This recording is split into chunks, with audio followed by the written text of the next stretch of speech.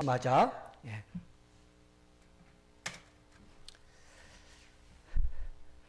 후회는 꼭 뒤에 찾아온다라는 이런 말이 있습니다. 그래서 좀 생각해 보니까요, 참 어쩌면 이 말이 맞는다라는 생각이 들어갑니다. 우리가 지나간 시간들을 뒤돌아보면서 참 가장 좋을 때 내가 이것을 갖다가 진짜 했어야 되는데 라고 이러한 때가 있었습니다. 근데 그런 때 그것을 놓치고 한참 지난 다음에야 야 그때 그걸 했어야 되는데 이렇게 후회할 때가 있습니다. 그래서 그때 내가 좀 더 열심히 살 걸 이렇게 생각을 합니다. 그러나 이미 우리 곁을 떠나가고 기회를 놓친 그 다음입니다. 그래서 사람들이요 해마다 마지막 12월 달 그 12월 달이 되면 많은 사람들이 가장 많이 후회를 한다고 합니다. 그래서 또다시 새로운 다짐을 해보지만 해마다 똑같은 그런 후회를 남기는 그런 한 해를 이렇게 보내는 그런 때가 되기 때문에 그렇습니다.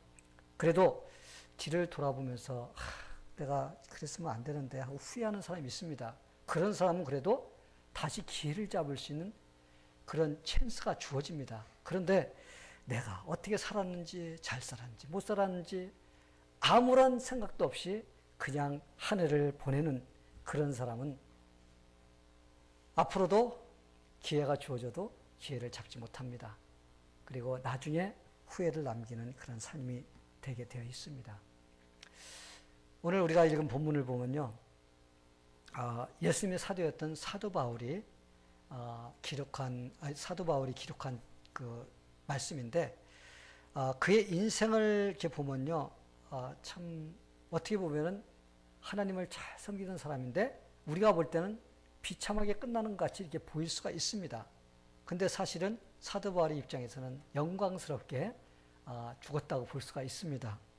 그래서 그가 감옥에서 기록한 성경이 디모데 후서입니다. 오늘 우리가 읽은 고린도전서인데 마지막으로 사도 바울이 기록한 것이 디모데 후서입니다. 그 책을 기록하면서 자기 자신을 돌아본 거예요. 자기의 인생이 쫙 파노라마처럼 이게 쫙 진행이 됩니다. 그러면서 그가 자기 발자취를 돌아보면서 기록한 그 성경 말씀이 있는데 디모데후서 4장 6절부터 7절까지입니다. 제가 여러분들에게 읽어드릴 테니까 여러분이 한번 잘 들어보세요. 관제와 같이 벌써 내가 부음이 되고 나의 기약이 가까웠도다. 내가 선한 싸움을 싸우고 나의 달려갈 길을 마치고 믿음을 지켰으니 이제후로는 나를 위하여 의의 면류관이 예비되었으므로 주 곧 의로우신 재판장이 그날에 내게 주실 것이니 내게만 아니라 주의 나타나심을 사모하는 모든 자들에게니라. 이 사도 바울은 자신이 벌써 관제로 부음이 되었다고 이렇게 말합니다. 우리가 이 말을 이해하려면요, 이 관제가 무엇인지를 알아야 됩니다. 이 관제라는 의미가 무엇이냐, 구약시대 제사법이 있는데 하나님께 제사를 드립니다. 제사를 드리는데 번제와 소제를 드리는데 거기에다가 포도주를 이렇게 부어드리는 그런 제사가 있습니다. 근데 포도주를 붓는 그 순서가 그 제사를 드리는 마지막 단계에서 하는 그러한 의식인 것입니다. 그래서 그 관제를 부었다는 것은요, 모든 제사 과정이 다 마쳐졌다라고 이렇게 볼 수가 있습니다. 그래서 여기서 사도 바울은 자신의 죽음이 가까웠다는 것을 갖다가 표현하기 위해서 마지막으로 부어드리는 포도주를 드리는 것 같이 자기의 인생을 갖다가 하나님 앞에 드리는 그런 마음으로서 이렇게 표현을 했습니다. 다시 말하자면 사도 바울의 죽음이 코앞에 다가왔다는 것입니다. 그래서 사도 바울은 자기 죽음이 코앞에 왔는데도 이렇게 담담하게 내가 이제 관제 그 분과 같이 이제 그렇게 한다는 이런 말을 표현한다는 걸 볼 때요, 어떻게 그럴 수가 있었을까라는 그런 질문을 우리가 한 번씩 해봐야 됩니다. 아니 자기 죽음이 코앞에 왔는데도 어떻게 이렇게 마지막을 담담하게 맞이할 수 있는 이런 마음이 될 수가 있었을까? 그건 바로 사도 바울이 후회를 남기지 않는 그런 삶을 살아왔다는 그런 증거인 것입니다. 그만큼 사도 바울은요, 최선을 다해서 후회가 없이 주님 안에서 살아왔던 그런 삶이었다는 것을 우리가 볼 수가 있습니다. 성도 여러분, 사도 바울이 어떻게 그렇게 후회를 남기지 않은 인생을 살 수 있었을까?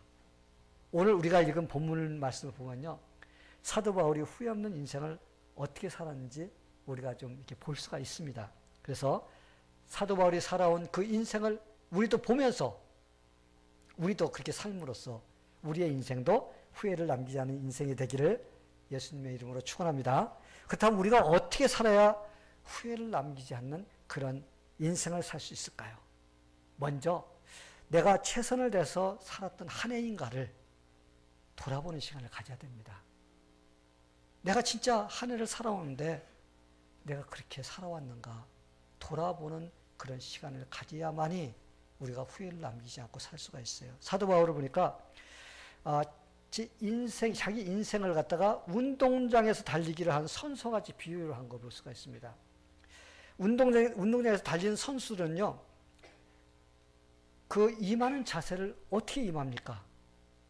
모두 다 1등이 되고 싶어 하는 그런 마음으로서 그 경주에 임하는 것입니다. 여러분, 올림픽에 참석하는 선수가 무엇을 목적으로 하죠? 은메달? 동메달? 아니에요. 금메달을 갖다가 목적으로 참석을 합니다. 올림픽에 참석하면서 나 꼴찌할 거야? 라고 이렇게 마음 먹고 참석한 사람은 한 사람도 없습니다. 그리고 올림픽의 금메달을 얻기를 목표로 하는 선수들은요, 최선을 다해서 시합에 임합니다. 그들은 4년 동안 죽어라고 하루에 막 10시간, 12, 16시간 그렇게 열심히 연습합니다. 그리고 딱 경주에 임하면요, 그들은 그거보다 더 최선을 다해서 달리는 것을 볼 수가 있습니다. 왜냐하면 아무리 많은 사람이 참석했다 할지라도 1등상을 받는 사람은 오직 몇 명? 한 명밖에 없어요. 여러분, 달리기 하는데 거기에서 막 무더기로 그냥 막 이렇게 금메달 주지 않습니다. 거기서 1등한 사람만 금메달을 탈 수밖에 없습니다. 성도 여러분, 여러분은 2017년도에 달리기라는 선수처럼 최선을 다해서 이렇게 달려왔는가 한번 생각해 보시길 바랍니다. 여러분이 사는 삶 속에서 최선을 다해서 살아왔는가를 돌아보는 시간이 되기를 바랍니다. 여러분은 한 해 동안 오면서 하나님을 최선을 다해서 섬기면서 내가 달려왔는가 한번 여러분 자신에게 물어보시게 되기를 바랍니다. 여러분은 한 해 동안 살아오면서 진짜 최선을 다해서 하나님께 충성하며 살아왔는가 한번 여러분 자신에게 물어보시게 되기를 바랍니다. 또한 여러분은 최선을 다해서 아직도 예수를 몰라서 지옥 갈 인생들에게 그들에게 예수님을 갖다가 최선을 다해서 전하는 그런 일을 했는가 한번 돌아보시게 되기를 바랍니다. 우리는 때로 어떤 일을 할 때 최선을 다하기보다 차선을 선택하려고 할 때가 있습니다. 왜 그럴까요? 최선을 다해서 하면요, 힘듭니다. 부담스러워요. 그래서 차라리 차선, 그러니까 두 번째를 선택해서 이렇게 하려고 합니다. 그런데 우리가 차선을 선택해서 하면요, 우리는 최고의 상을 받을 수가 없다는 것입니다. 그래서 어떤 부분에서든지 우리는 어떻게 해야 돼요? 목표를 세우고 그것을 최선을 다해서 하고자 하는 그런 마음을 가지고 우리가 달려가야 됩니다. 오래전에 미국의 스탠다드 석유회사가 있었습니다. 그 회사 그 사장이 존 록펠러라는 사람인데 그 사람이 회사를 차렸는데 지금은요 액션 모빌로 바뀌었어요. 그 당시에는 이제 스탠다드 석유회사였는데 지금은 이제 액션 모빌로 바뀌었습니다. 근데 그 회사원 중에서 아치볼드라는 사람이 있었습니다. 근데 그는 유난히도 회사를 갖다가 사랑하는 마음이 깊었어요. 그래서 그는 얼마나 열심인지 어디 출장을 가서 호텔방에 요즘엔 다르지만 그 당시에는 그랬던 것 같아요. 요즘에는 우리의 뭐 주민등록번호라든지 우리 소스키누 넘버 우리 같은 거 기록하고 우리의 정확한 그 운전면허라든지 이런 걸 줘야 많이 되는데 그 당시에는 그렇지 않았던 것 같아요. 100년 전이니까. 근데 가면 뭐라고 그러냐면 그 사람은요, 자기 이름 안 적어요. 한 통에 4달러 스탠다드 석유. 이게 자기 회사의 석유가 얼마인가 가격과 회사 이름을 적은 거예요. 그리고 사람들하고 대화 나눌 때도요, 먼저 뭐라 그래? 4달러 스탠다드 오일. 말 한마디 해놓고, 그다음부터, 예, 우리 대화 시작합시다. 이 정도로 이 사람이 자기 회사에 대해서 그렇게 아주 열심을 다해서 알리는 그런 일을 했던 사람입니다. 이 소문을, 그래서 친구들이, 모든 사람들이요, 이 사람 별명을 갖다가 뭐라고 적었어요? 한 통에 4달러 스탠다드 오일. 이 별명을 지어줬습니다. 그러다 보니까 그 소문이 누구한테 올라갔냐면 사장까지 올라갔어요. 사장이 록펠러가 들어보니까 이거 이상한 사람이 있어요. 대단한 사람이야. 그래서 그 사람을 불렀습니다. 불러서 같이 밥을 먹으면서 이런저런 얘기를 해봤어요. 그런데 이 사람이요, 회사를 사랑하는 마음이 너무나 강한 거예요. 대단합니다. 평신도가 아니라 평사원인데, 이거 하도 뭐 설교를 하다 보니까 뭐 평신도인지 뭐 평사원인지 구분이 안 되고, 평사원인데, 이 정도로 사랑하는 마음이 있는 거예요. 그래서 이 록펠러가요, 이야, 이 사람이 바로 우리 회사에 필요한 사람이다. 그래서 자기 다음 사장을 갖다가 그 사람으로 이어주는 그런 일을 했다고 합니다. 그래서 여러분, 평사원이 이렇게 그 거대한 그 석유회사의 사장이 될 수가 있었던 것입니다. 여러분, 어떻게 이러한 위대한 일이, 이런 위대한 사람이 될 수가 있었을까요? 그것은요, 그가 자기의 삶에서 최선을 다해서 회사를 사랑하는 그런 마음이 있었기 때문에 그렇습니다.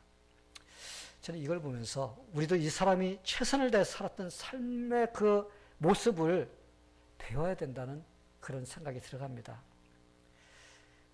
그래서 이 사람이 자기 회사를 갖다 사랑하고 자랑스럽게 여긴 것 같이 누구를 만나든지 우리가 예수 그리스도를 자랑할 수 있는 그런 사람이 되어야 된다는 그런 생각이 들어갔습니다.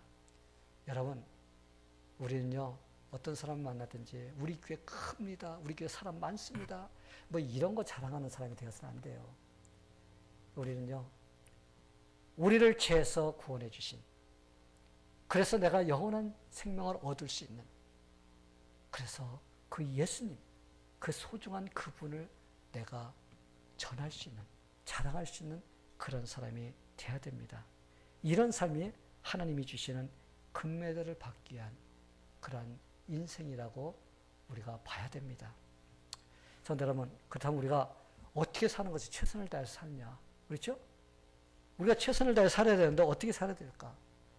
자기가 할 수 있는 모든 것을 내가 동원해서 내가 해야 되는 것입니다. 어떤 젊은이가요, 헬라의 유명한 철학자 소크라테스를 열심히 존중하면서 그를 따랐습니다. 여러분, 소크라테스가 누군가 알죠? 사람들이 말하는 4대 성인들 중에 한 명이라고 보는 이 철학자입니다.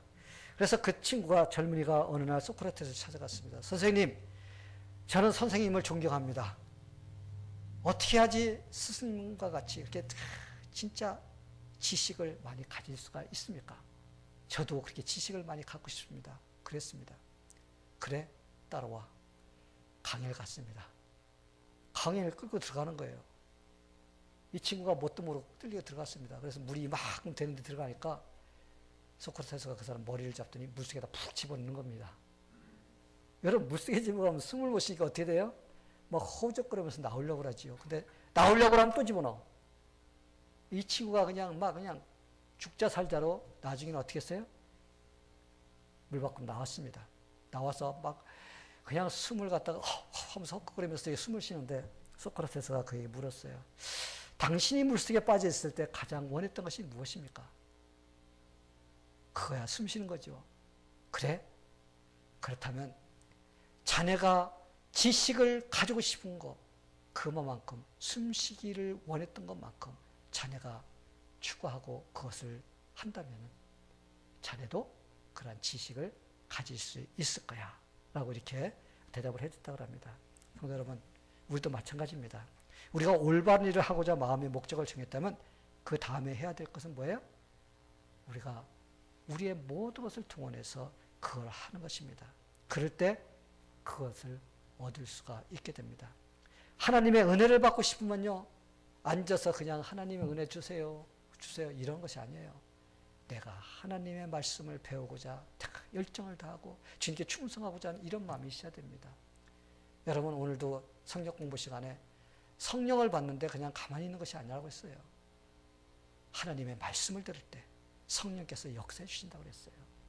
여러분, 하나님의 말씀을 떠나서는 우리가 하나님의 은혜를 받을 수가 없어요. 우리가 열정을 다해서 하나님 말씀 배우려고 하고 그 말씀 배운 것을 실천하면서 우리가 열정을 다해서 우리가 하고자 하는 그런 마음을 가질 때 바로 거기에 하나님께서 놀랍게 역사를 해주시는 것입니다. 저는 여러분들이 한 해 동안 이런 마음으로 최선을 다해 살아왔는지 돌아보시게 되기를 바랍니다. 신앙생활도 여러분의 삶에서 추구하는 일들도 이러한 마음을 다해서 최선을 다한다면 아마 여러분들이 그것을 얻게 될 것입니다. 왜냐하면 오늘 우리가 말씀을 드리면서 그런 결정을 하지 않는다면 2017년도 그냥 보내고 또 2018년도 똑같은 그러한 해가 될 수밖에 없습니다. 그러나 여러분이 이 시간 자신을 돌아보면서 내가 어떻게 살아야 될지 다시 한번 돌아보고 또 마음의 결단 내리고 그렇게 하고 우리가 2018년도를 맞이한다면 우리는 하나님께서 주시는 새로운 것을 얻을 수 있는 그런 기회를 포착할 수가 있게 될 것입니다. 그래서 저는 여러분들이 2017년도는 혹시 후회를 남기는 많은 일을 했다 할지라도 2018년도에는 그런 삶이 아니라 여러분들이 진짜 하나님께서 주시는 은혜를 누리며 사는 그런 최선의 해가 되기를 예수님의 이름으로 축원합니다. 우리가 어떤 것을 돌아보아야 후회를 남기지 않는 그런 삶이 될 수 있을까요? 인생의 방향을 올바로 정해야 된다는 거예요. 오늘 사도 바울이 말합니다. 향방 없이라는 건요, 방향 없이 달리는 거예요. 여러분, 우리는 최선을 다해 살아야 됩니다. 그런데 무엇을 위해 최선을 다해 살아야 되는 걸 알아야 됩니다. 그냥 무조건 열심히만 산다고 해서 그것이 나한테 유익이 되지 않는다는 거예요. 내가 무엇을 올바로 살아야 되는지 이걸 내가 알고 그것에 내가 최선을 다해 살아야지, 그래야지 내가 그것을 가질 수가 있는 것입니다. 오늘 여러분에게 읽어드리는 말씀을 보면 이사야서 55장이 있습니다. 한번 잘 들어보세요. 하나님께서 우리가 어떤 것을 위해 살아야 되는가에 대해서 가르쳐 주십니다. 너희가 어찌하여 양식 아닌 것을 위하여 은을 달아주며 배부르게 못할 것을 위하여 수고하느냐. 나를 청종하라. 그리하면 너희가 좋은 것을 먹을 것이며 너희의 마음이 기름진 것으로 즐거움을 얻으리라. 예수님께서 어느 날 호흡벌판에서 말씀을 선포하셨어요. 가르치셨습니다. 그때 장정들만 5,000명이고 아마 여자들 아이들 다 합하면 한 15,000명, 20,000명은 되지 않았을까 이렇게 추측을 해봅니다. 3일 동안 예수님께서 말씀을 가르쳤는데 이제 그들을 돌려보내야 되는데 그들이 배가 고파요. 그래서 예수님께서 그들을 불쌍히 여기셔서 보리떡 5개와 물고기 2마리로 5병이의 기적 베푸셔가지고 그들 배를 갖다 빵빵하게 채워주셨어요. 그리고 12광주가 남았습니다. 그리고 그들을 어떻게 했어요? 다 흩으시고 제자들은 건너편으로 보내십니다. 근데 제자들은 가면서 폭풍을 만나고 죽을 지경입니다. 근데 예수님께서 산에 가서 기도하셨어요. 그러다 새벽녘에 무리를 걸어서 제자들에게 찾아가서 그들이 사경을 헤매고 있는데 그들을 구해주시고 그들과 함께 배에서 내렸습니다. 근데 그 전날 예수님께 빵을 배부르게 얻어먹었던 사람들이 눈을 뜨자마자 또 빵 생각이 난 거예요. 그래서 예수님을 막 찾았는데 그냥 겨우겨우 소문을 찾아서 찾아왔는데 분명히 어제 저녁에는 제자들이 배를 가지고 떠나버렸어요. 예수님은 남아있었습니다. 근데 예수님과 같이 있어. 그러니까 이 사람들이 예수님 어떻게 된 거예요? 그랬을 때 예수님께서 뭐라 그랬어요? 너희가 나를 찾아온 것은 내가 어제 행한 그 기적을 보면서 내가 하나님의 아들임을 너희들이 믿으려고 나를 찾아온 것이 아니라 어제 먹었던 빵 생각이 나서 너희가 나를 찾은 것이다. 그러면서 예수님께서 하신 말씀이 있습니다. 썩을 양식을 위하여 일하지 말고 영생하도록 있는 양식을 위하여 하라. 이 양식은 인자가 너에게 주리니 인자는 아버지의 인치신 자리라. 예수님께서 그들 보고 그랬어요. 야, 썩을 양식을 위해서 하지 마라. 영원히 썩지 않을 양식을 위해서 살라고 이렇게 말씀하십니다. 성도 여러분, 하나님은 우리가 이 세상 사는 동안에요, 무엇을 위해 수고와 노력을 하며 살아야 하는지 올바로 알고 살라고 말씀하고 있습니다. 왜냐하면 썩어질 것만 위해서 우리가 인생을 투자하면요, 허송세월 보내고 나중에는 아무것도 거두지 못하게 된다는 것입니다. 무엇을 위해 살아야 하는지, 인생의 목적이 올바로 정해지지 않는다면 아무리 열심히 산다 할지라도요, 그 수고는 헛되고 말게 됩니다. 성도 여러분, 예수님이 하신 말씀의 의미가 무엇일까요? 어떤 것이 영원토록 썩지 않는 양식일까? 여러분, 그것이 무엇일 것 같아요? 그것은 예수 그리스도를 올바로 정확하게 알고 믿어야 하는 것이 첫 번째라는 것입니다. 왜냐하면 우리에게 영원한 생명을 주실 수 있는 분은 오직 예수 그리스도밖에 없어요. 그리고 그 예수님을 올바로 믿을 때 그분이 원하시는 것이 무엇인지를 올바로 알 수가 있습니다. 여러분, 우리가 예수를 올바로 모르면요, 우리가 인생을 어떻게 살아야 되는가 그것도 몰라요. 그러나 우리가 예수님을 진짜 잘 알고 예수님을 잘 믿으며 섬기며 살면요, 내가 어떻게 살아야 되는지, 내 인생을 어떻게 설계하며 살아야 되는지, 무엇을 위해 살아야 되는가를 알 수 있도록 하나님께서 우리에게 지혜를 주신다는 것입니다. 이게 바로 영원히 썩지 않는 양식을 위해서 사는 사람의 인생인 것입니다. 그러나 썩을 양식을 위해서 사는 사람은요, 자기가 왜 사는지 정확한 인생의 목적도 몰라요. 겉으로 보기에는 예수를 잘 믿는 것 같지만 속은 전혀 다른 세계가 들어 있습니다. 그러다 보면요, 예수님을 믿는 것이 아니라 내가 원하는 걸 추구하는 그런 삶을 살게 되는 것입니다. 그런 사람은 나중에 자기의 인생을 다 살고 나도 나중에 열매가 엉뚱한 것이 맺히게 된다는 것을 지금 모르지만 나중에 깨닫게 됩니다. 그러나 그때는 너무 늦게 된다는 것입니다. 결국 썩을 양식을 위해서 사는 사람이 되고 말 것입니다. 성도 여러분, 사도 바울은 오늘 말씀에서 올바른 방향을 잡고 최선을 다해서 달려가야 된다고 가르쳐 줍니다. 한번 생각해 보세요. 올림픽에 참여한 사람이 방향을 이쪽으로 정해서 달려가야 되는데 다른 사람 막 달려가는데 탁 돌았을 때 반대 방향으로 막 달려갑니다. 근데 기가 막히게 빨리 달려. 열심히 달려. 그러면 사람들이 야, 저 사람 진짜 잘한다고 박수 칠 것 같아요? 저거 뭐야 저거? 저거 왜 방향을 저렇게 잡고 저 엉뚱한 데로 가는 거야? 지금 멍청하지 미치지 않았어? 그러면서 그 사람을 비웃을 것입니다.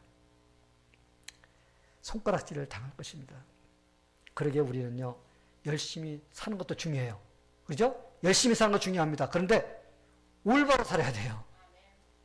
아무리 열심히 살아도 올바로 살지 않으면은 우리가 열심히 믿는다고 하지만 올바로 예수를 제대로 믿지 못하면 그거 아무 소용이 없게 되는 것입니다. 성도 여러분, 하나님은 인간들이 이 세상에 태어나서 해야 될 목적을 주셨어요. 미션이 있어요. 그 미션이 무엇이에요? 우리가 이 세상에 살면서 예수님을 믿도록 하기 위해서 이 세상에 태어나게 하신 거예요. 그리고 예수를 믿으면서 영원한 천국을 소망하며 가면서 하나님께서 원하시는 그러한 일을 하면서 살라고 우리에게 이 땅에 보내주신 것입니다. 근데 이 땅에 보내준 것이 그냥 내가 원하는 거 그냥 즐기면서 이것저것 하면서 그거 살라고 하나님께서 보내주신 거 아닙니다. 이 땅에 하나님의 나라, 킹덤 오브 갓, 그 하나님의 나라가 세워지는데 내가 거기에 한 사람으로서 세울 수 있는 그러한 일을 하는 사람이 되기를 원하시는 것입니다. 그럴 때 우리는 올바른 방향을 잡고 달리는 사람이 되고 또 최선을 다해서 감으로써 하나님께서 잘했다고 칭찬해주는 그런 인생을 살게 될 것입니다. 성도 여러분, 여러분 지금까지 인생의 방향을 예수님께로 향하며 살아왔는지 한번 돌아보시게 되기를 바랍니다. 주님을 믿고 따르는 일은 뒤로 제쳐놓고 내가 그냥 하고 싶은 거, 돈 버는 거, 직장 다니는 거, 쾌락하는 거 이런 것만 내가 혹시 추구하며 살지는 않았는지, 그래서 내 마음이 뺏겨서 하나님을 섬기는 일을 갖다 등한히 하고 있는 그런 것은 없는지, 물론 여러분, 우리가 이 세상 살면서요, 우리는 돈이 필요합니다. 그렇기 때문에 우리는 열심히 살아야 돼요. 어떻게 살아야 되냐? 우리는 사업도 해야 됩니다. 직장도 다녀야 돼요. 또 우리는 우리의 삶에서 해야 될 이런저런 일들이 많이 있습니다. 그런 것을 제쳐놓고 교회만 나오라는 것이 아닙니다. 주님만 믿으라는 거 아니에요. 우리는 그런 거 다 해야 됩니다. 다 하면서 어떻게 해야 돼요? 우리의 인생의 목적이 무엇이냐? 이런 것들은 우리가 하나님을 섬기기 위해서 다 하나님께서 주시는 삶의 터전이지, 이거를 위해서 내가 살아가는 존재가 아니라는 것을 우리가 알아야 되는 것입니다. 내 미션은 하나님을 영화롭게 하고, 내가 하나님 나라를 세워가는데 내가 쓰임받는 그러한 일꾼이 되어야 된다는 것. 그걸 위해서 하나님께서 돈도 주시고 사업도 주시고 환경도 주시고 이러한 일을 주신다는 것을 우리가 알아야 된다는 거예요. 근데 우리가 잘못하면요, 진짜 중요한 걸 자꾸 팽개쳐버려요. 뭐래?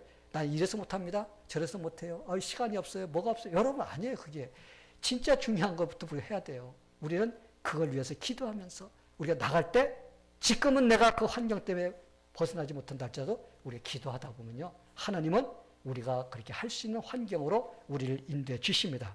이런 마음을 가지고 우리가 살 때 이게 바로 올바른 방향을 잡고 우리가 나가는 그런 삶이 될 것입니다. 성도 여러분, 신앙생활은 우리에게 가장 중요한 일입니다. 그러기에 우리가 중요한 영적인 일을 잘하게 되면 하나님께 다른 일들도요, 우리에게 할 수 있도록 능력도 주시고 환경도 열어주십니다. 그러면 우리는 후회하지 않는 그런 인생을 살 수 있게 될 것입니다. 이제 사도 바울이 어떻게 끝까지 주님만 바라보며 승리의 삶을 살 수 있었을까? 여러분, 그거 한번 질문해 보세요. 그러면은 대답은 예수님을 사랑했기 때문이라는 대답이 나옵니다. 여러분, 그러기에 사도 바울이 그렇게 힘들고 두들겨 맞고 죽을 고비를 넘기면서도 그가 기쁨으로 주님을 섬길 수 있었던 것은 여러분, 다른 것이 아니에요. 주님을 사랑했기 때문에 그렇게 할 수가 있었던 것입니다. 많은 사람들이 신앙생활 하기가 힘들다고 그래요. 그렇죠? 여러분, 신앙생활 힘들어. 아마 그렇게 말하는 사람이 있습니다. 그런데 그래서 힘들기 때문에 신앙생활 열심히 하지 않으려고라는 그런 사람들이 있습니다. 그런데 정확하게 생각해 보면요, 신앙생활이 힘들어서 못하는 것보다 주님을 그만큼 사랑하지 않기 때문에 힘이 들다라고 말하는 것이 그게 정확한 답이에요. 주님을 사랑한다면요, 주님과 동행하는 삶이 기쁘고 즐겁습니다. 아멘? 여러분, 주님 때문에 주님 하기 싫어요. 막 이런 마음에 안 들어가요. 주님을 사랑하고 주님과 동행하면요, 즐거워요. 기뻐요. 절대 지겹지가 않습니다. 그런데 여러분은 어떤 사람과 동행할 때 지겹고 싫어지나요? 내가 싫어하는 사람, 미운 사람, 얄미운 사람, 그 사람과 같이 하면요, 1초도 싫어요. 그래서 그런 사람과는 동행하기를 원치 않습니다. 영국의 어떤 큰 회사 신문에다가요, 큰 광고를 냈는데 그 광고에는 이런 질문이 실려 있었습니다. 런던에서 출발해서 스코틀랜드의 에든버러까지 왕복으로 갔다 오는데 가장 빨리 갔다 올 수 있는 그런 방법을 아는 사람에게는 큰 상금을 주겠습니다. 그런데 큰 상금이 걸려 있는 것이 이게 장난이 아닌 것입니다. 왜 사람들이요, 너도 나도 할 것 없이 이것이 가장 빠릅니다 하면서 막 답을 써서 그들에게 보냈습니다. 어떤 사람은 비행기 타고 가는 것이 가장 빠릅니다. 어떤 사람은 그 총알 기차를 타고서 어느 지점까지 갔다가 거기에서 택시를 타고 가면은 아마 가장 빨리 갔다 올 수가 있을 것입니다.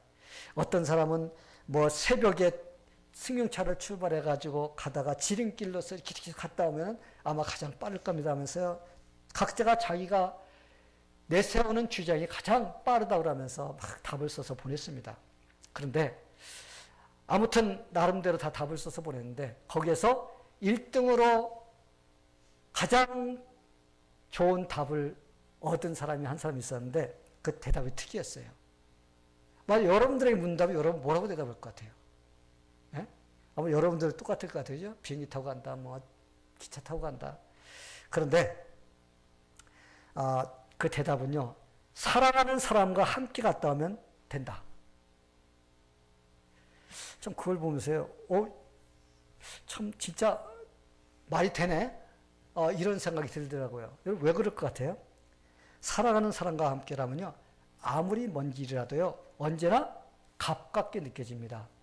가깝게 느껴질 뿐만 아니라 아쉬워요. 너무 가까워서.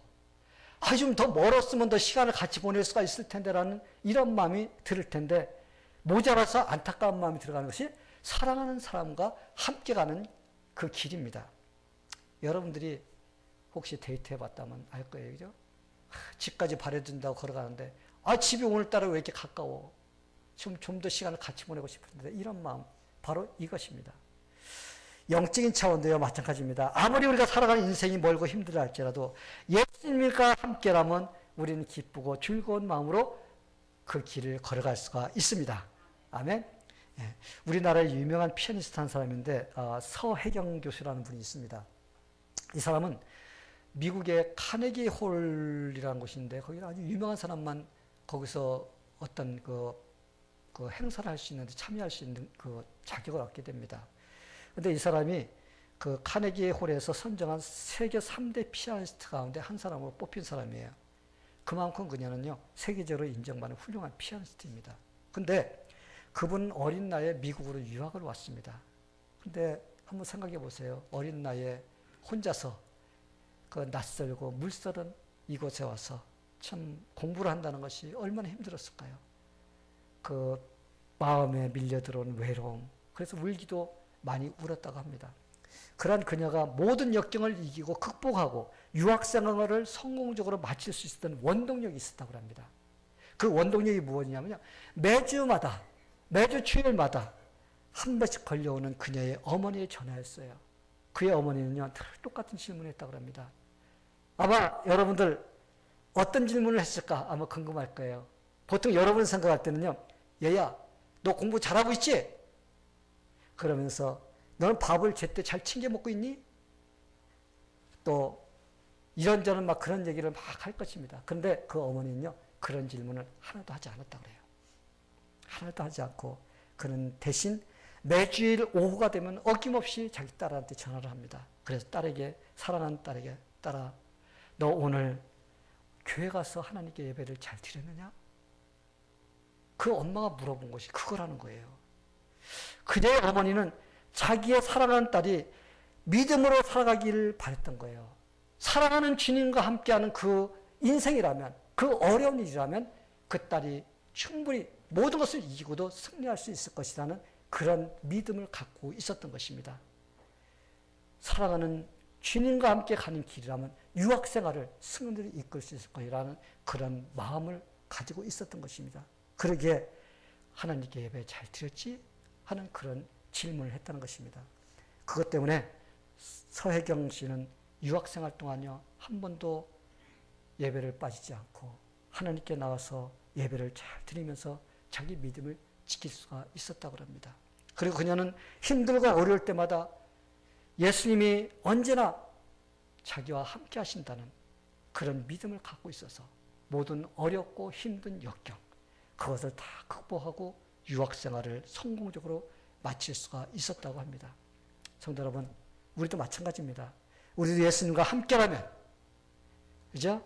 주와 함께라면, 이런 찬양이 있지 않습니까? 우리는 세상의 모든 풍랑을 이겨낼 수가 있습니다. 아멘.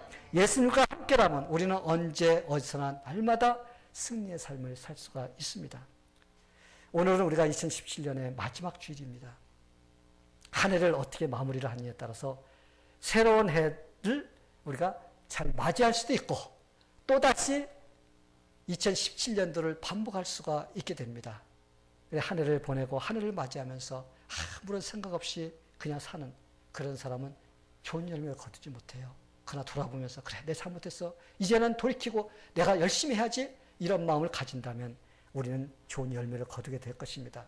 저는 여러분들이 한 해를 돌아보면서 최선을 다해 살지 못한 것들을 찾아내서 다시 결단하시는 시간이 되기를 바랍니다.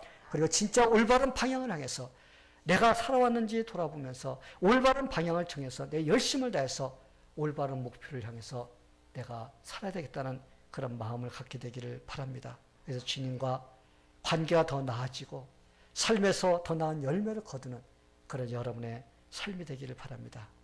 그리고 주님과 함께라면 기쁘게 최선을 다해서 사는 그런 여러분의 삶이 되기를 마음의 결단 내리기를 예수님의 이름으로 축원합니다. 다 같이 기도하겠습니다. 하나님 아버지, 우리가 2017년도 마지막 주일 우리 자신을 돌아보면서 이제까지 살아오면서 우리가 목적을 잘못 정하고 방향을 잘못 정하고 또 열심을 내는 것이 잘못된 데 열심만 냈지 주님께 열심을 내지 못했던 거 있다면 이 시간에 마음속에 회개하는 마음 갖게 해주시고 이제 내년부터는 진짜 주님께서 원하시는 그런 모습으로서 살아갈 수 있는 우리의 삶이 되게 하여 주시옵소서. 그래서 우리의 삶이 더 한 해 한 해 갈수록 우리의 육체는 쇠해지지만 그러나 우리의 영적인 것은 더 빛나는 하나님께서 인증해 주신 그런 우리의 삶이 될 수 있도록 하나님께서 도와주시옵소서. 예수님의 이름으로 기도하옵나이다. 아멘.